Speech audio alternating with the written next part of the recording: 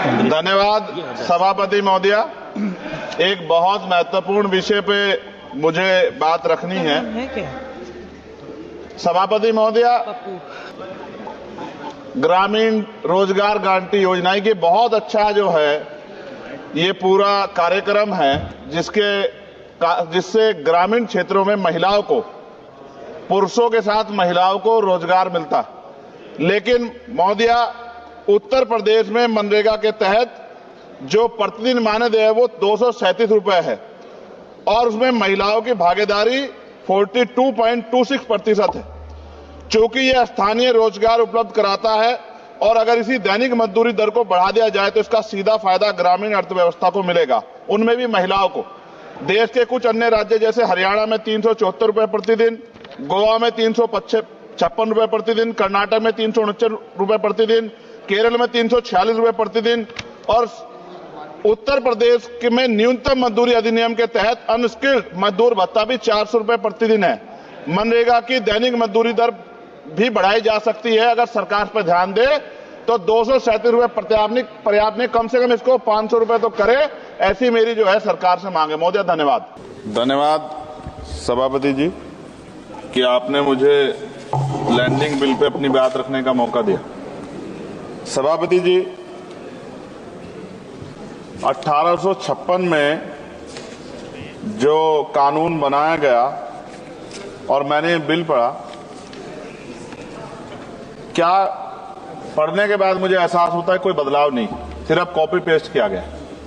तो सरह लेने में और प्रचार करने में तो मौजूदा सरकार को मेडल अलग से देना चाहिए कि कॉपी पेस्ट कर दिया और सरह ले लिया कि ये हमने किया है। नाम बदलने में और सरह लेने में हमारी सरकार को महारत हासिल है, जबकि हकीकत ये है कि ये इंटरनेशनल लॉ है जिसके आधार पर सभी देशों को काम करना पड़ता है। अगर सरकार कुछ बदलाव चाहती थी तो इसमें बिल को इलेक्ट्रॉनिक फॉर्मेट में कर सकते थे। ये डिजिटल युग है, चर्चा होती है और सब जगह, आप तो फॉर्म से लेकर सब जगह जो है डिजिटल बातें होती हैं, लेकिन फॉर्मेट आपने कागज में ही रखा है। कई देशों के बिल इंडिया में ही बन रहे हैं मैन पावर की वजह से, वहां मैन पावर कम है, यहां मैन पावर ज्यादा है। अगर ये इलेक्ट्रॉनिक फॉर्मेट में आ जाता तो बहुत से भारतीयों को रोजगार मिल जाता। लेकिन मुझे ये भी बताना पड़ेगा कि हमारी सरकार का रोजगार देने में उनको बड़ी परेशानी है और वो रोजगार देने के खिलाफ, इसलिए उन्होंने शायद इलेक्ट्रॉनिक फॉर्मेट में नहीं रखा। जैसे उदाहरण, ऑस्ट्रेलिया में कोई माल चढ़ता है जहाज पर, उसकी इन्वेंट्री यहां बनती है, उसके लैंडिंग बिल भी इंडिया में बनते हैं। इलेक्ट्रॉनिक फॉर्मेट में कर देते तो उसका बैक एंड फॉर्मूला हमारे पास आ सकता था, इससे देश को फायदा होता और हमारे बहुत सारे लोगों को रोजगार मिलता। और राष्ट्रीय जलमार्ग 2016 कानून के तहत कई राष्ट्रीय जलमार्ग विकसित होने थे, परंतु अभी तक सभी नहीं बने।